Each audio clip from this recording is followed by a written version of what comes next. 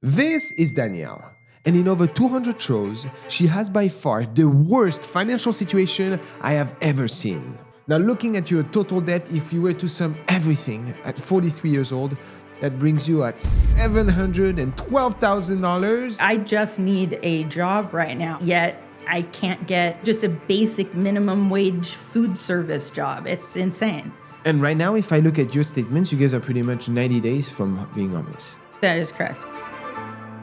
My name is Romain, and for the past 10 years, I've been on a quest to tackle America's toughest personal finance situations. Leveraging my Ivy League master degree and personal experience, I've found solutions for what seems impossible. In 1 year, you can completely be in a different spot. Are we ready to take action? Yes. Will this be the one I cannot solve? Let's see what happens. Let's look at your profile.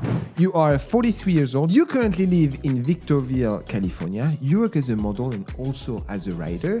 Looking at the way you've rated your personal finance from chilling to Mayday, you rated yourself with Mayday. You were born, again, with not the greatest card, a mother, single mother, 16 years old when she has you. On top of that, pretty much no family presence. A very abusive family to both my mother and myself, and a deadbeat dad who refused to pay child support. So no supportive family whatsoever. And from that point, you pretty much had to kind of grow up fast with a younger brother, but speeding then through high school, you're getting a few jobs, and that allows you to help financially with the household. Absolutely. My mom worked multiple jobs growing up, set a great example for work ethic. And so I was working, by the time I was 15, I was working jobs and being able to, give her the majority of my money to help with the household expenses. And at this point in your life, now you're raising to 18 years old, you have a dream. I do. I have a dream. So I wanted to be a career fighter pilot, actually, in the U.S. military. And that was something that was very important to me since I was 6 years old. So I actually was raised by my mom. Like if I spoke back, I did push-ups. I didn't get timeouts or punishments. I did push-ups because she went, you know what? Especially being a female, I need to be able to go through basic training, go through combat training, and be able to understand exactly what is going to be demanded of me. And so that was very successful. And then another kind of a first hard hit is I contracted pneumonia at 16, and I didn't know that I acquired asthma.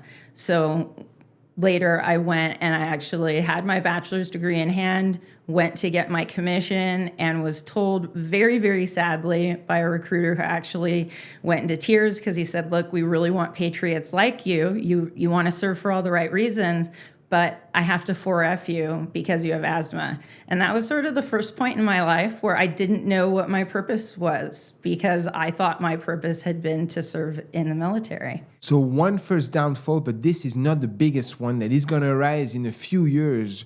But then through that momentum, you still are picking yourself back up, going through education, acquiring different jobs, to the moment at which you live for England, for one of the greatest schools in the world, Oxford.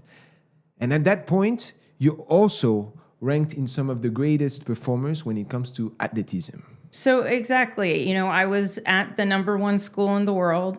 I was an internationally competitive athlete. I had figured out a way to fund all of my Oxford education. So, everything was just going well. It was just picking myself up by the bootstraps, looking back and going, okay, I had a rough childhood, but that's not going to stop me. And just going forward, and everything looked onward and upward. Everything was getting better and better for me. And that, guys, is where the true element of our story arises. You come back then to the United States, but then something happens that changes your life. In 2010, I was flying, getting my private pilot's license. Everything, again, looked really up. I had a job. I was riding professionally. Everything looked great. And I did just a very simple team lift where there's two people carrying something heavy together with a relative, my aunt, my mother's sister, and she dropped a 400-pound sofa on me and broke my neck. At the moment of when it happens, things were a little bit fine until the next morning. So, I knew something was very wrong, obviously, but I didn't know maybe this is something that's just going to be a couple weeks or, you know what I mean, a couple days in bed, something like that. That's what it felt like, just being an athlete. I know my body well, but I woke up the next morning not being able to move my neck. And my mom's description after looking to my eyes is she said I looked like a terrified animal that was injured, and it scared her. And at that point, pretty much the nightmare started. When I went to get major neurosurgery in 2019, I was given 6 weeks to 2 months maximum before becoming a quadriplegic. And the question would have only been whether or not I would have been able to breathe on my own.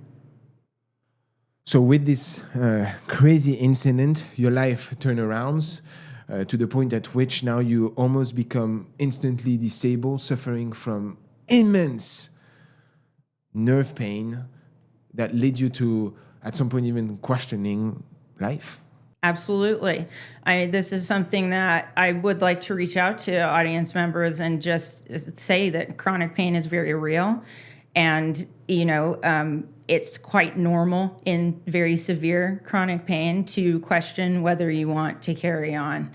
And so what happens, guys, from that incident, as minor as it seemed from the outside, is that it crumbled everything from there. You couldn't work.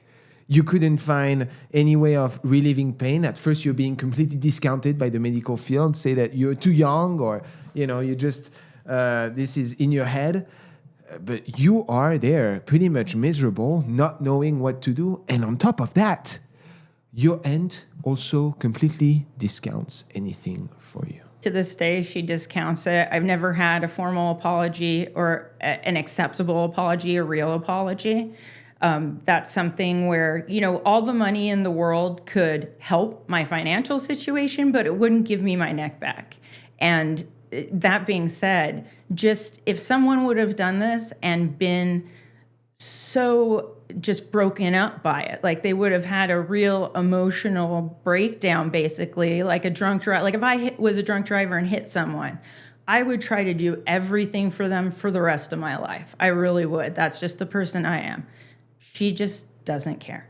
And so with that, then comes the downfall of your physical situation, your mental situation, and also your finances. Because at that moment, you couldn't find any work despite all of your qualification because you just can't hold a job.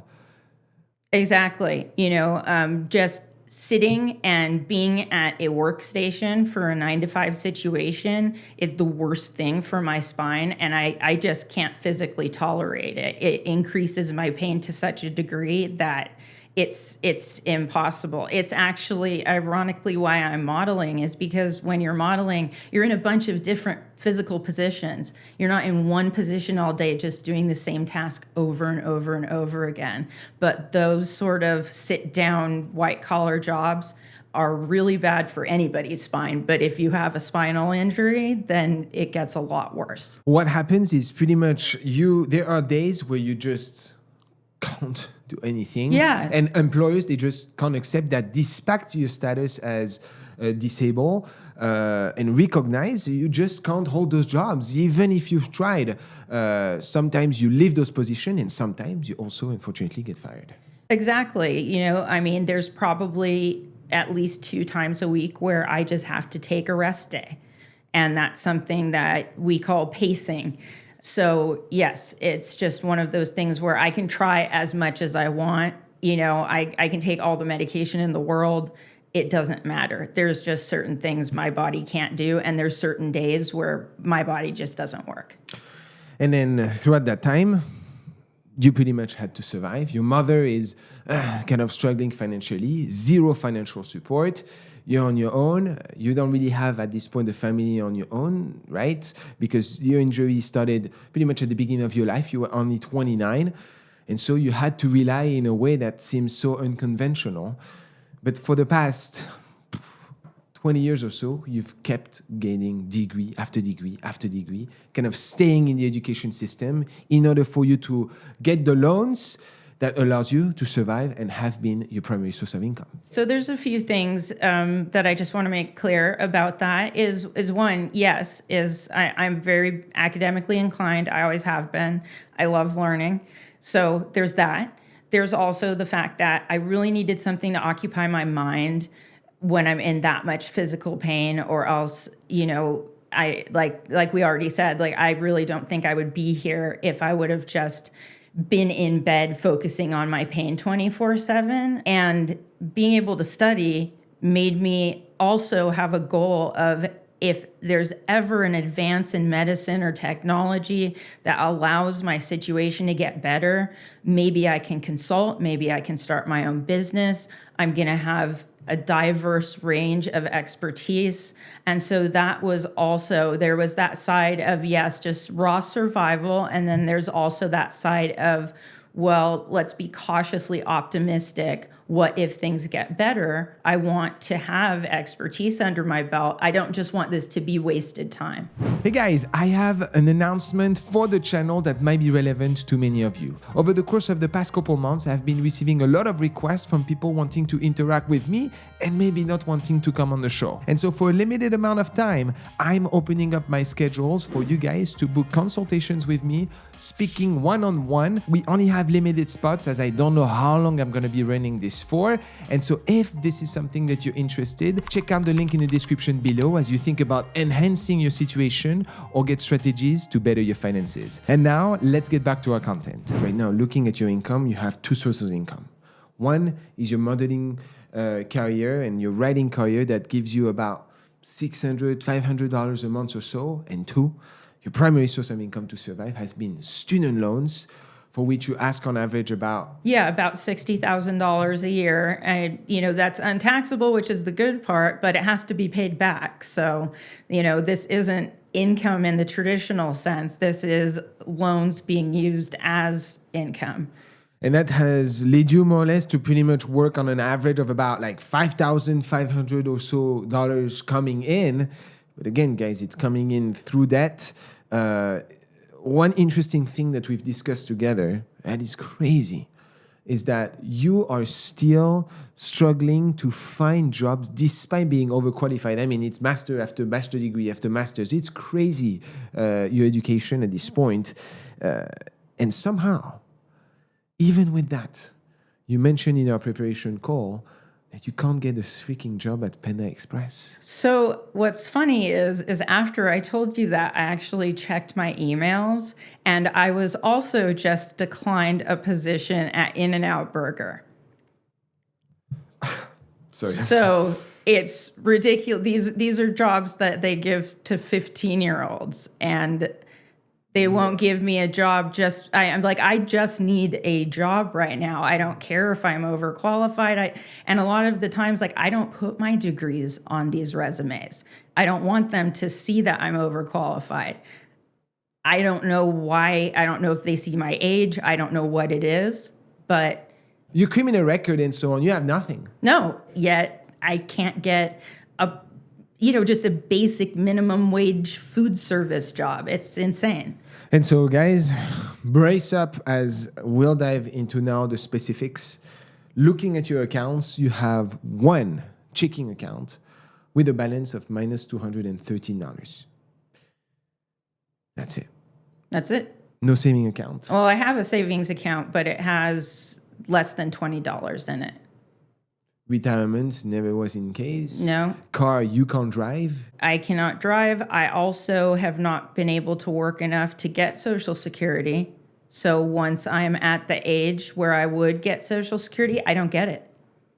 And most of the work I've done has been as an independent contractor, which doesn't qualify for Social Security. You've been testing, though, to try and create an income on your own with kind of like remote jobs. What have been the facts on this? I don't know. I really can't say what's going on. I've been applying for a lot of remote jobs, and things that I'm well qualified for. I actually recently, in late October of 2024, I applied for a Princeton Review job in helping students write college essays for college acceptance. Now, I've been accepted and have degrees from Bard College, the University of Oxford in England, the University of California, Irvine, Keck School of Medicine of USC, Thunderbird School of Global Management, and they would not accept me as someone to tutor college entry writing. So, with pretty much nothing else to show for, that brings your total assets at minus 213. There is no real money on your family front neither. You're not expecting anything. I believe that the only thing that from your application you might be expecting is kind of your disability income that would kind of track back because you've never been able to get approved for that. But that's, it's $900 a month. It would be a drop in the water when we compare to your debt. All right, guys, this might be ranking up there in some of the highest debt that we've seen on the show, and we'll have to dive into the specific right now. I'm going to start right away looking at your credit card debt. So you have countless cards. One is now consolidated into pretty much like a debt consolidation. Well, I'm going to just correct you. All but 2 of my credit cards are part of a debt consolidation. So they're all closed. They have all been negotiated at a much lower APR, and they're all handled by a nonprofit organization that is not like one of these shady debt relief programs or something, but they actually get approval from your creditors and work together. So that total debt on those cards consolidated is $61,400, for which you're paying about $1,400 or so per month for the next 60 months. But you also have other active credit cards, one with a balance of $8,150. That is correct. And another one with a simple Apple card, the first digital actually, with $295. Yes, that's you're correct. Kind of paying minimum payments on those, kind of keeping them alive. I'm paying, minimum payments. And right now, I have something like a credit limit on the first digital of like $25. So I'm really not using credit cards because I don't have any credit to use. You also have, before we dive into the big one that many of you guys may be expecting, other form of miscellaneous debt throughout different loan providers, consolidated about $2,100 as well. And now, guys, the big one. The one that has allowed you to survive and kind of cater to your needs over the time, because we'll see there is also some complexity around that. Your total amount of student loans sums to $620,000. All of those are federal, and you've kind of put yourself into deferment by accumulating new degrees. So that kind of always push the timeline of when you have to pretty much pay back those loans. Exactly. You've been able to strategize in a way on those student loans by using them to... So these can be used for housing, which is my number one purpose for them is, I pay rent that covers my mother's mortgage. We really own a house together. She owns it on paper. We'll speak on that. Yes, but I pay for the mortgage. It's an agreement that we had going into this home ownership together. And exactly, it's something that I look at it really as my mortgage are those student loans. I know they're going to be with me for the rest of my life. I do intend to pay them back. I don't want to just walk away from my debt. It's why I haven't declared for bankruptcy. Number one is that I'm just that sort of a person where I do want to make good on my debt, even in a Mayday situation. Okay. Well, I take this into account as we think together about your recommendations. There might be things that surprise you. And so the question that I have for you now with those student loans is, how the heck did you do it? What I have are unsecured loans for amounts that you would generally never get an unsecured loan for. Nobody's going to give you $60,000 a year as an unsecured loan. That's right. How are you able to pull even? They look at your case, $620,000, and they're like, "What the hell? She's been in the system for like 15 years. She's not paying a dime." But the federal government allows you to. This is something that I hope does not change with the new administration, because people like me that do rely on school just literally to not just make a living, but like to eat and to pay for my medications and to pay for medical care. And all those things are legitimate things to pay for with student loans. But something that you need to understand is they don't check you, like a private student lender would look at your credit score. And if you weren't in the 700s, they're not, with a good income, they're not going to give you the loan. It's just like any other loan. It's like a mortgage or an auto loan. But with the federal government, as long as you are not in excess of 90 days past due on any loan, you can qualify and pass your credit check. But you've been going into pretty strong credit card debt here, tens of thousands of dollars. How did you pull that? I have, but I have paid at least not allowing it to go to day 91.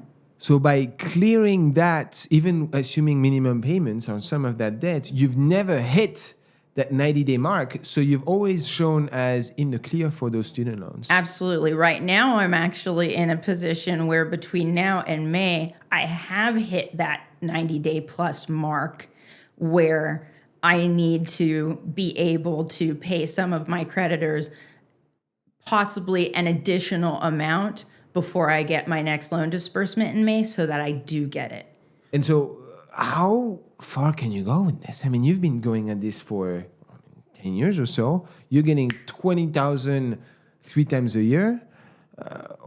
What's the limit? Like, wow. And also keep in mind, though, just one thing is that $60,000 a year in the state of California is not a high income. So I just want to throw that out and just, to give people an idea that this isn't like making bank off of the federal government. And of that 60,000, the vast majority goes to tuition. That's right. What actually goes to me is whatever amount is left over. And so it's a complex situation, but as the current federal loan system occurs today, you could stay in deferment indefinitely by collecting degrees forever. I mean, and they do call that being a professional student.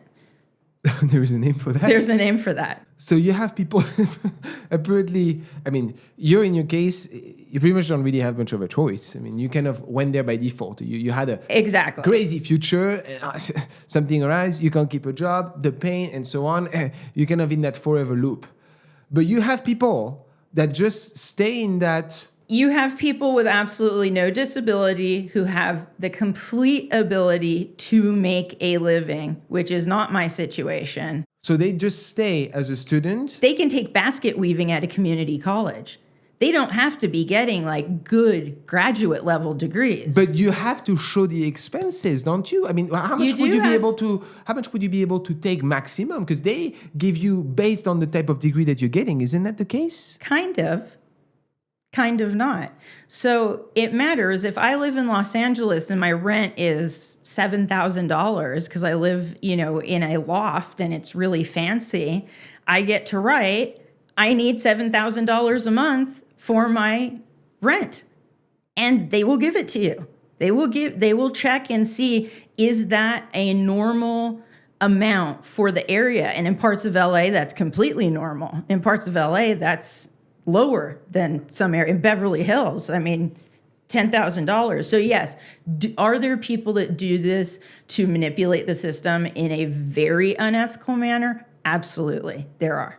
And they piss me off because I'm somebody who does this because, one, I think that there is some day where I'm going to be able to get an implant or some medical technology that is going to change where my neck problem is not going to be as severe.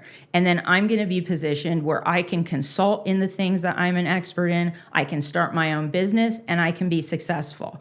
I have a goal and I also intend to pay back my student loans. But there are bad actors that do not intend to pay back any student loans. They're not actually finishing any degree necessarily, and they're doing this ad nauseum.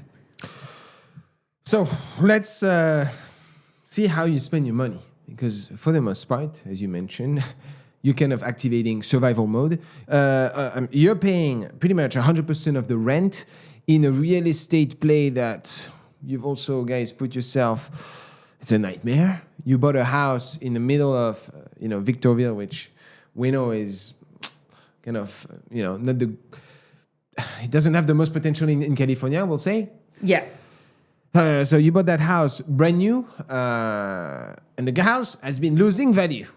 Yeah, the house and the community, even though it's new and it's not even finished with its final phases, has been losing value. We have a single-story house. We have neighbors that are trying to sell with a two-story house, and they've been on the market for 6 to 9 months, and nobody's interested. And right now, if I look at your statements, you guys are pretty much 90 days from being homeless. Absolutely. What's going on? Well, if you miss your mortgage for 90 days, they repossess your house. So they foreclose. So the question I have for you, though, is that you guys have a little bit of a down payment on that house. I believe your mom put, here I see about $150,000. We did. We put exactly $150,000 So on there that is house. money here. How come you cannot refinance? We can't refinance because my mom doesn't have an income. I don't have a stable, steady income. And so just due to basic credit scores, we Nothing can't happens. refinance. What's your credit score? My credit score's in the 400s right now. It used to be in the high 700s. 3 years ago, it was in the high 700s. We also had a catastrophic loss of household income during the pandemic, directly related to the pandemic. So that was a hard hit. So there is no, and I'm sorry, but your mother, as far as I know, so you're 43, I guess. She's 59. She's 60, yeah. She's not turned 60 in working? September. Well, yeah, she is working. She does non-traditional work. She develops land. So right now, she's developing a piece of property that we want to live on because we don't want to be living in this suburban tract home. We want to be able to sell that and move into a home, a smaller home, like a tiny house, on this 2-acre property. But because of my disabilities, I can't live in limbo or like live in a trailer for 6 months while, between houses. I can't do that because I have too many medical needs. I can't take extreme hot weather. That's really difficult for people with MS. It can cause a flare up. So there's a lot of medical involvement and reasons why it becomes very difficult. We have to have a house in place in order to sell the house, but it's a catch-22 because we can't afford the next house until we sell the house we're in. And your mom has pretty much no money. I mean, she's land rich in a way, right? She has a few lands here. I see maybe a few hundred, like a couple thousands of dollars worth of lands, but cash-wise? But cash poor, exactly. Like how much are we speaking? I mean, we're speaking like $500 to her name. We're speaking that we haven't been able to buy milk and eggs in weeks. What? Yeah. How do you survive? Because I mean, not on milk and eggs, on everything in a can. I mean, right now we're just going through our cupboards. Because when I look at the way you spend your money, you're spending, I'm surprised actually I see that. Okay, guys, keep in mind here, the finances are simple. It's you're paying your debt, Yep. you're paying the house, and insurance. Yeah. That's it? That's it. And then you have $180 worth of phone? What's going on there? Well, that is my phone, my mom's phone, the home internet. That's a giant bundle. When you guys think about phone and communication, if you're really looking to save money while still having good services, we have a partner on the channel called Helium, and they have plans that start at really good prices. Click the link below to check them out. But on your side, that's pretty much it. That is Medical, $250, dental, $45, vision, $20. Everything else is a payment back on those credit cards.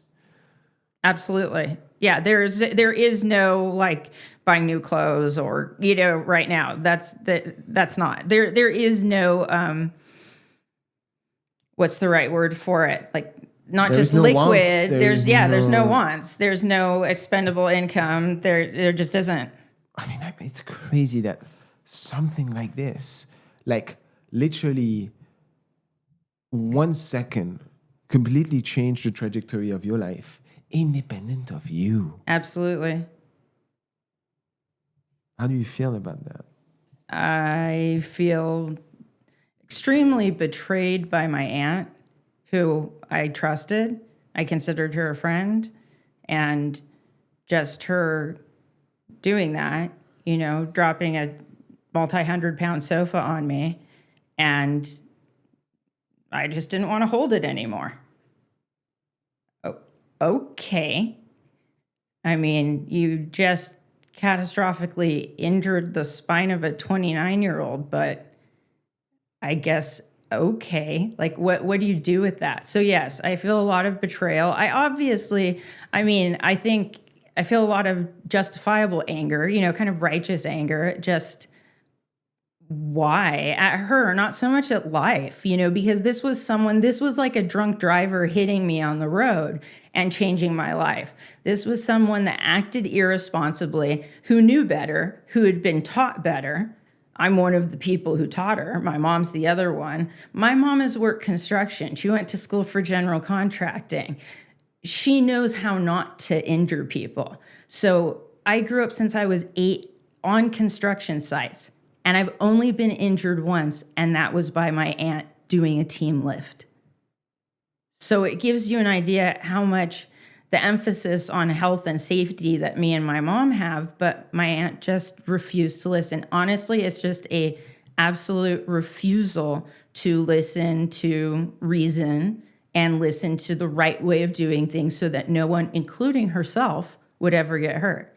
So there's a mass amount of just betrayal, sadness, loss. I've basically sort of had to mourn the future that I once had.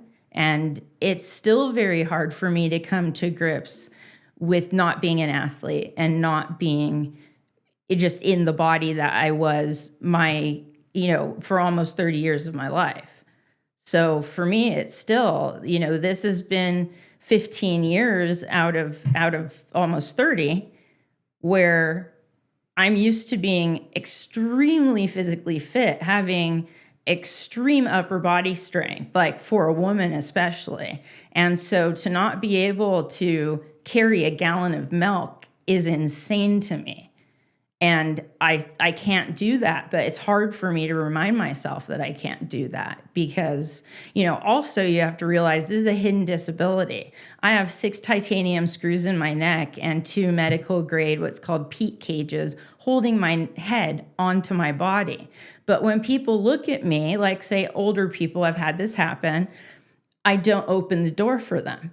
I've had people yell at me for not opening a heavy door for them that I can't physically open. I used to confront people verbally, and then I found that a quieter approach made more of an impact, where I would just walk up and with my knee, I would just push the disability button to have the door open. And sometimes I could see like a little bit of shame on people's faces when I just told them without words, I can't open that door. Like you're yelling at someone who essentially might as well be in a wheelchair. And who still could be at some point. We don't know. Yeah.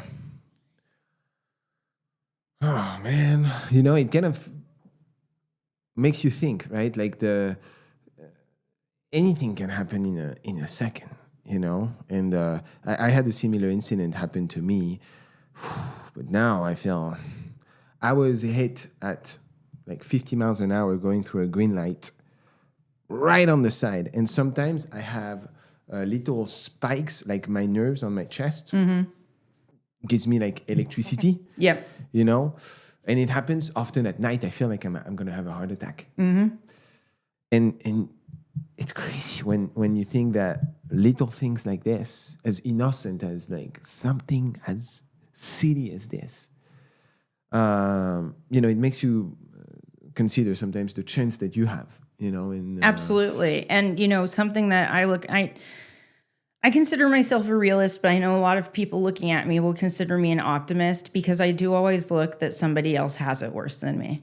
There is someone, especially when you look at people globally.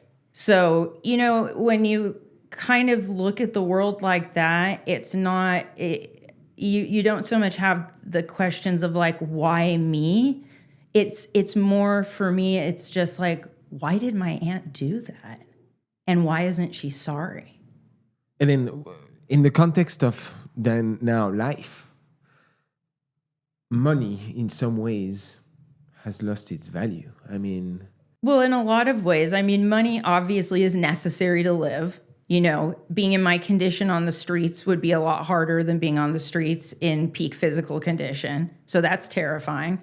But nobody can give me enough money to give me my spine back. so now comes the tough case. And a challenging case for me, for sure, about what would we do.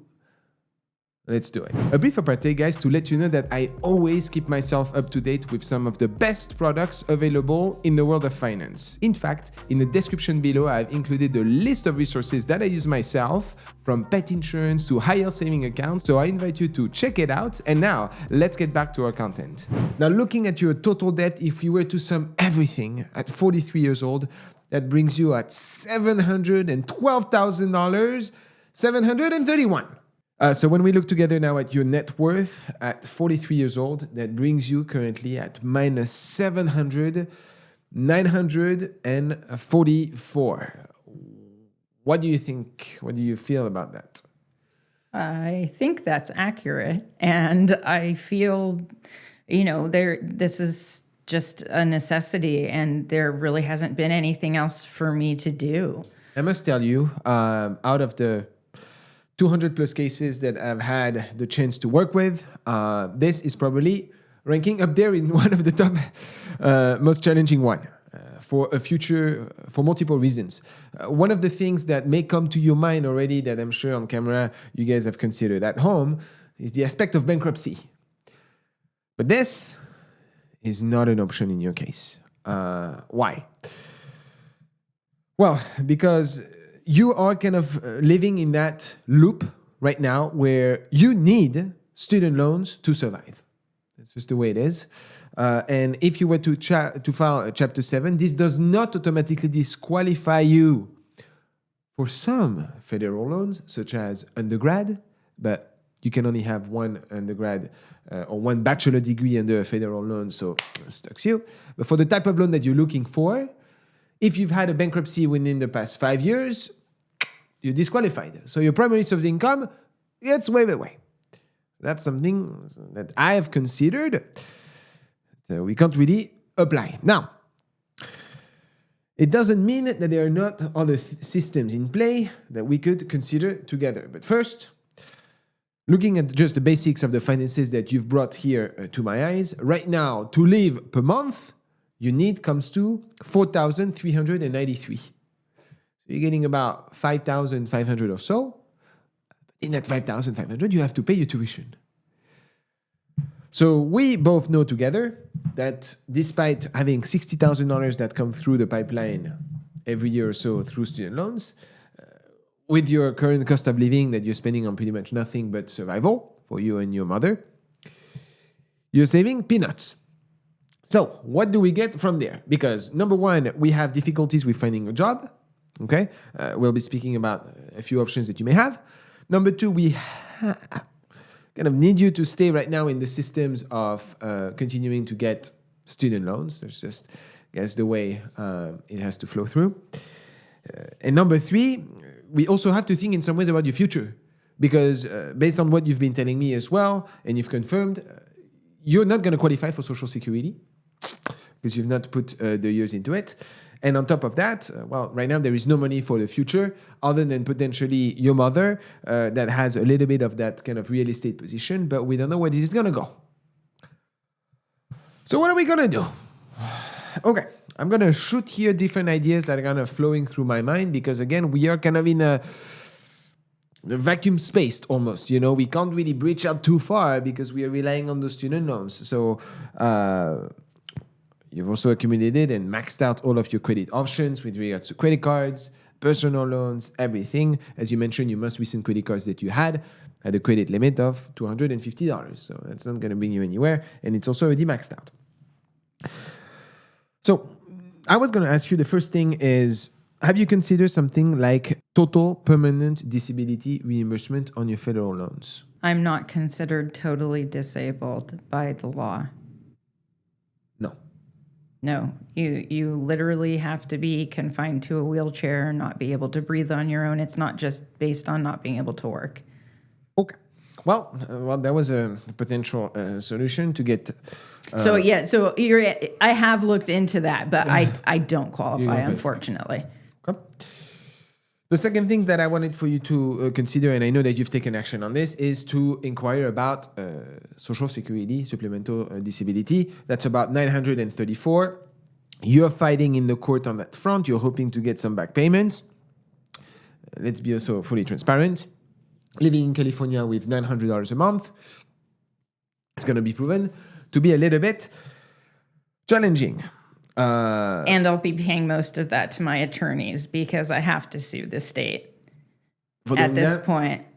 How come you've not been able to qualify for that with anything that you've shown? I have no idea. They deny most people that apply for disability, irrespective of how severe your disability is. Do you have like a disability card? Are you currently considered disabled?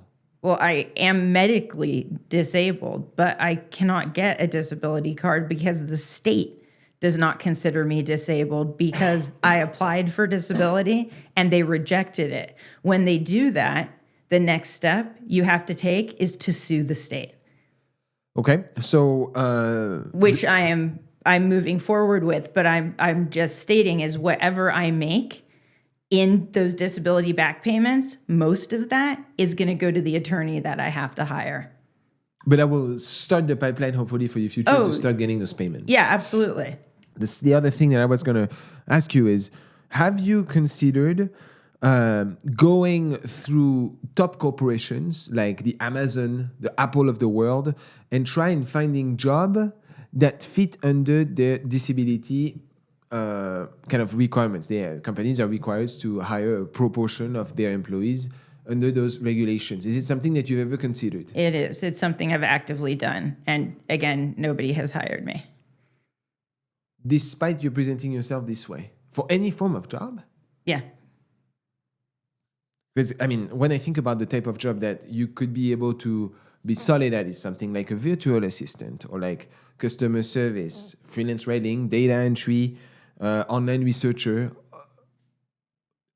What's going on with that front? I mean, again, I literally have been applying to probably over 150 good full-time jobs every year for the last 5 years, and not one entity has given me an offer. I think also what could be happening is they just see your resume and they see that you've been also in crazy amount of education degree, but your real experience in the industry seems like there is a missing link here. Yeah, but when they ask for any gaps, I explain about the spinal cord disability and that's why there's gaps in my work. You know, there's not just random gaps for no reason. They're for a very specific reason. And honestly, they don't care. What about in that case, I would almost reduce your education. If I'm trying to if I'm trying to work as a bartender, which I can't do anymore, but I could at one point, I would only put that I had a bachelor's degree. And I would only put food service jobs. I mean, so like I actively use this. You know, I'm not trying to be hostile to the idea. It's that I actively use this sort of strategy, and it just doesn't seem to work. What about nonprofit? Nobody wants to hire anybody with a spinal cord disability. I will tell you that straight out. And right now, because everybody is shutting down DEI because of the Trump administration, that has gone from a burgeoning industry to not existing in many companies. But there are nonprofit that doesn't have to involve racial links in any way, or no, but it's not just racial. But they don't want somebody that's disabled that they can guarantee are going to have bad days, are going to have to take more days off work. Even in nonprofits? Well, yeah, because they're still a business. They are. They still ultimately want to raise money, even if they're not quote unquote making money, which they are because they're spending. I mean, I've worked for nonprofits. They pay exorbitant salaries to all their officers. You know, a lot of nonprofits make 6 figures to $1 million, 7 figures, you know, and that's how they stay nonprofits, is that they just up their salaries continually. But they're still in the business of generating money. What they put that money to is immaterial. And so I don't tell anybody that, hi, I'm disabled and you should hire me because I'm disabled. Of course not. Because that has not been successful at all. No, I mean, no. Because they just see a liability. What about Schedule A hiring with the government? I mean, I guess with the recent changes. With the recent changes, it's something that I was looking at and applying to, and now it's not worth doing. So I think nonprofits right now is like actually the best suggestion, is to kind of revisit nonprofits, because I do have a very large background in doing grant writing for nonprofits and nonprofit houses, and even private grant writing houses that work for a bunch of different nonprofit clients, things like that. But, you know, I haven't been successful even getting back into grant writing. I had my last grant writing job in 2020, 2021. And after that, after the pandemic, I just haven't been able to get back into it, even though I did it for, you know, like 15 years. Because the way I'm thinking about your situation is you have the brain. Yeah, absolutely. But in a way, you don't have the ability to exercise it. Yes. So could we find a way to monetize your brain? Have you considered UGC content? So I do it. It's just not steady work, and it doesn't, you know, it doesn't pay enough, steady enough, significantly anything enough. that we can get I mean, at this anything point. helps. So like I said, like I do UGC content. I wouldn't pay your credit card debt. I can't not pay my credit card debt because I'll lose my student loans. I can't not pay my credit card debt. That's true. I forgot about that. I have to pay all debt I have, or I lose my student loans. The ability to get some new ones, because you would get in 90 days plus. Yes. Fuck. That's right. I forgot about that. Trust me, I wouldn't either. Because, I mean, I'm going to be fully transparent with you. I'm most probably going to want you to be a student for the rest of your life. Well, that's the way it's looking, but I know. I just hope the administration doesn't, cut funding to the entire Department of Education. Have you considered government help, such as like SNAP for grocery? It's $100. I know, but then I have to be on Medi-Cal. I can't be on Medi-Cal because Medi-Cal doesn't cover the treatments I need. It's extremely complicated. I have to have a PPO. It's so difficult to be medically complex. The U.S. is not built for medically complex disabled people to not be independently wealthy. Because like things like Section 8, for example, but yeah. I can't live in Section 8 because of the cat allergy. I have anaphylaxis to cat dander. So if my neighbor has a cat, I'm going to die in my unit, literally, because it's as severe as a peanut allergy. Section 8 also has like a 10-year backlog. But even if it didn't, if they could put it... Look, I was in a crisis situation where I actually reached out to San Bernardino Public Health and asked if they could place me in like safety housing. And they said because of my cat allergy, there was nowhere they could put me. And that's a disability. That's an ADA protected disability. They literally told me to my face, we have no safe housing for you. You are safer on the street. So that's the status of being, I think, a little bit too much of a free market economy. What about then relocating completely? Selling the house and then losing all my doctors, going to a state where I don't have as good of medical care. I mean, my doctors are Cedars-Sinai in Orange County. They're the best of the best. So what? Move to Louisiana and I will not be able to function. I won't be able to sit here and have a conversation with you.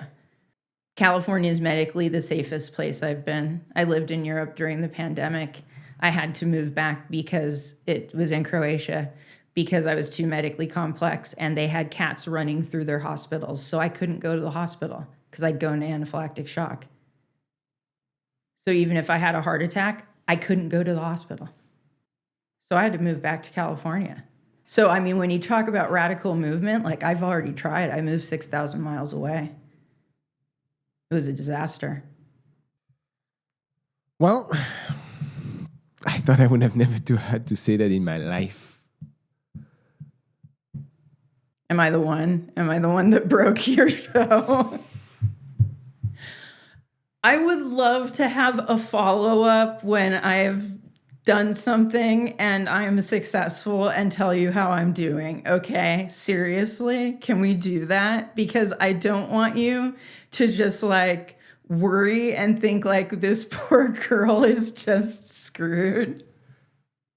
Yeah, I'm always here wanting to give hope and everything, but there are so many elements that flows on top of one another. I think one possible outcome could be allocating your student loans finances into low-cost institutions to help sustain the living of the family, while your mom can get some form of a job or something that allows you guys as partners to get a little bit of like money to help you sustain, or like have something that buffer that can be invested. What she's doing, she's by hand clearing 2 acres, digging every post hole. She's 60 years old and she's doing all that work because she can't afford to hire somebody. She's only ever been a waitress. She has a bad back. She can't waitress. She's applied for jobs. Nobody will hire her. She hasn't worked in like 30 years in the traditional, job market. And she can't improve the 2 acres at the same time. And she has to take me to anywhere I need to go. That's if right, I need to go to an drive. interview or I need to go to a medical appointment, she can't. It's very complex. And this isn't just for me. This is anybody with really severe disabilities. This is what it's like. It's just everything in the dark. Everything is kind of like compounded on each other into this big mess. Well, you kind of like are in the dark hole, pretty much. Yeah. Like you're in the loopholes of every situation, although, I mean, student loans is a saving grace. Exactly. I mean, it's debt, but it's a weird saving grace, but it is. I'm really hoping that you get your feedback with potentially a job that will allow you to monetize and exercise your brain, because that's pretty much your greatest assets financially. I compliment your courage and the chance that we've had to speak together. You've definitely provided an excellent challenge and a very insightful case. So I appreciate your time through this journey together. We will be following up with you. I wish you the best, and I hope that you guys at home will wish the best for our friend as well. It was a pleasure. Thank you very much. I encourage you guys to like and subscribe. Until then, I see you guys next time. À bientôt.